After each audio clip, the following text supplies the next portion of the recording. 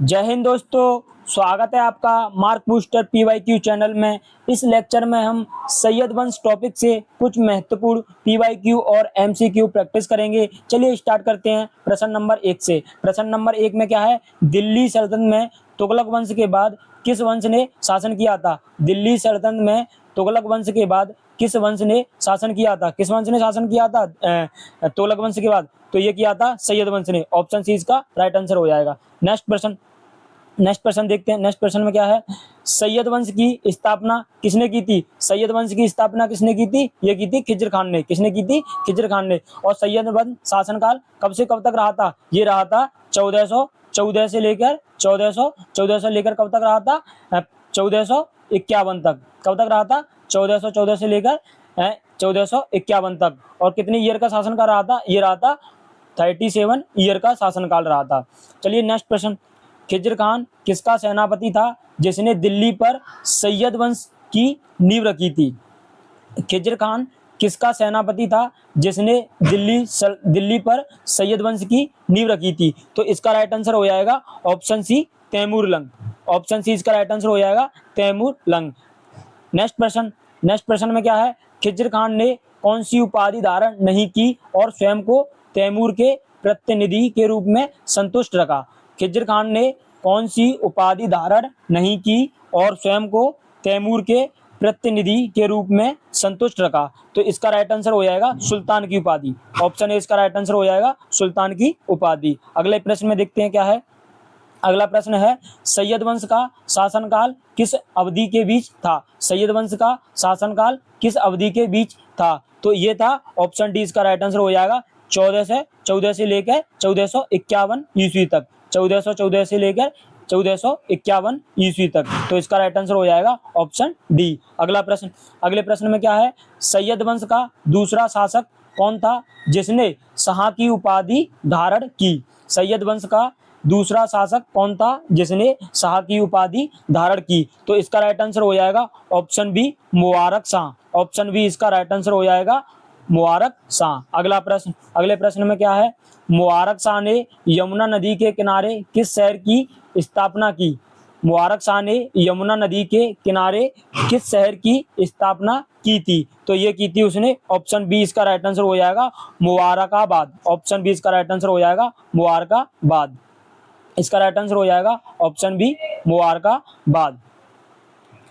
अगले प्रश्न में क्या है, सैयद वंश के शासनकाल को किस इतिहासकार ने विस्तार से दर्ज किया है? सैयद वंश के शासनकाल को किस इतिहासकार ने विस्तार से दर्ज किया है? तो इसका राइट आंसर हो जाएगा ऑप्शन सी, यहा बिन अहमद सरहिंद। यहा बिन अहमद सरहिंद। ऑप्शन सी इसका राइट आंसर हो जाएगा। अगले प्रश्न में देखते हैं क्या है, मुबारक शाह को उसके वजीर द्वारा कब मारा गया था? मुबारक शाह को उसके वजीर द्वारा कब मारा गया था? तो ये मारा गया था कब?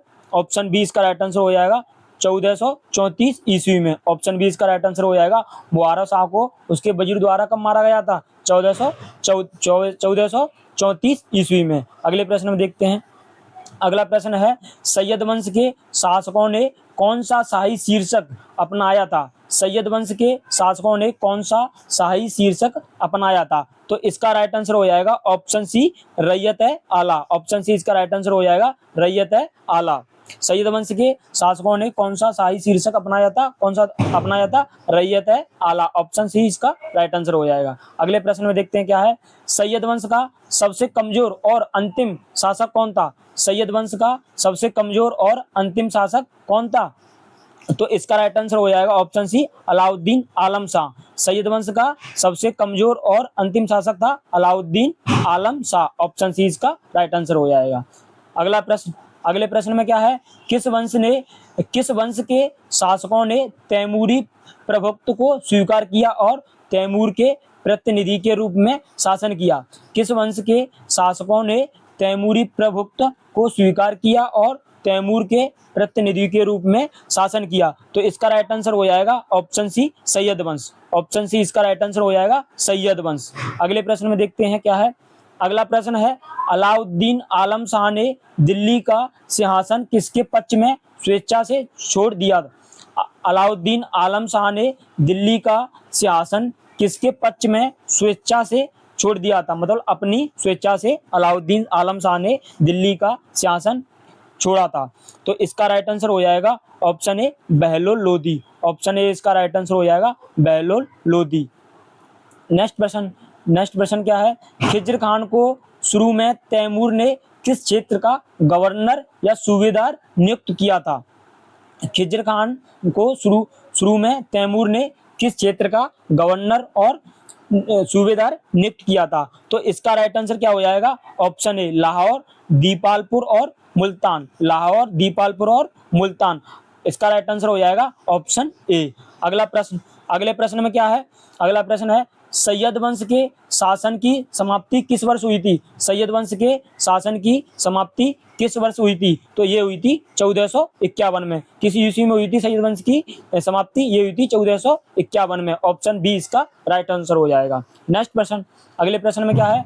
सैयद वंश के किस शासक ने 1434 ईस्वी तक शासन किया और उसकी मृत्यु के बाद उसके बेटे मोहम्मद शाह ने गद्दी संभाली? सैयद वंश के किस शासक ने 1434 ईस्वी तक शासन किया और उसकी मृत्यु के बाद उसके बेटे मोहम्मद शाह ने गद्दी संभाली? तो इसका राइट आंसर हो जाएगा option B Mubarak Shah. Option B इसका राइट आंसर हो जाएगा ऑप्शन बी मुबारक शाह।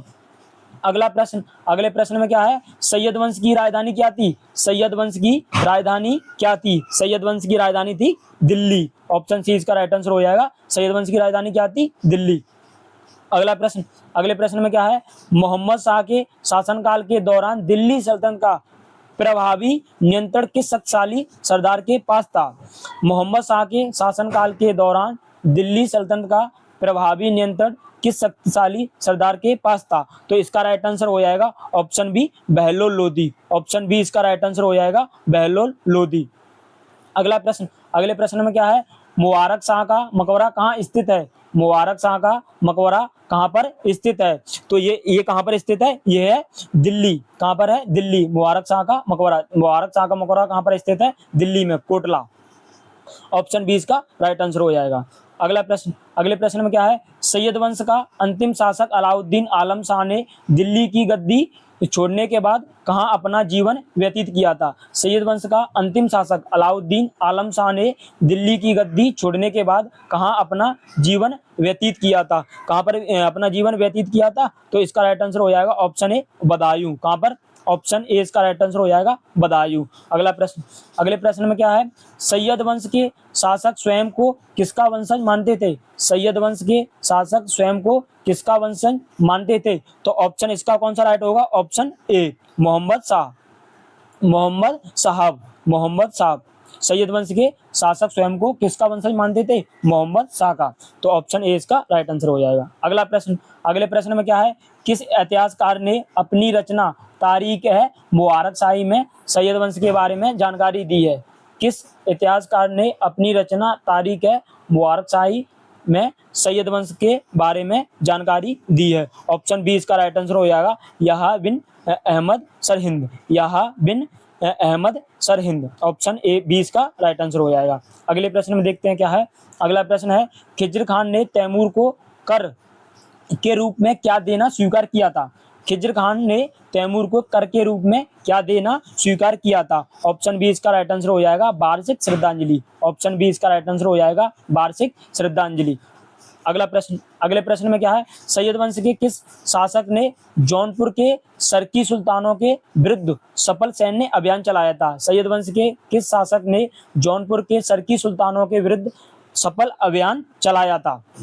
तो इसका राइट आंसर हो जाएगा option B Mubarak Shah. Right answer हो जाएगा मुबारक शाह। अगला प्रश्न, नेक्स्ट प्रश्न क्या है? खिज्र खान की मृत्यु के बाद उसके बेटे का नाम क्या था जिसने सिंहासन संभाला था? खिज्र खान की मृत्यु के बाद उसके बेटे का नाम क्या था जिसने सिंहासन संभाला था? तो इसका राइट आंसर हो जाएगा option A Mubarak Khan. Option A इसका राइट आंसर हो जाएगा मुबारक खान। आई होप यह वीडियो आपको पसंद आई हो तो वीडियो को लाइक और हमारे चैनल को सब्सक्राइब जरूर करें और ऐसी वीडियो देखने के लिए जुड़े रहिए हमारे चैनल से। बाय बाय, मिलते हैं नेक्स्ट वीडियो में।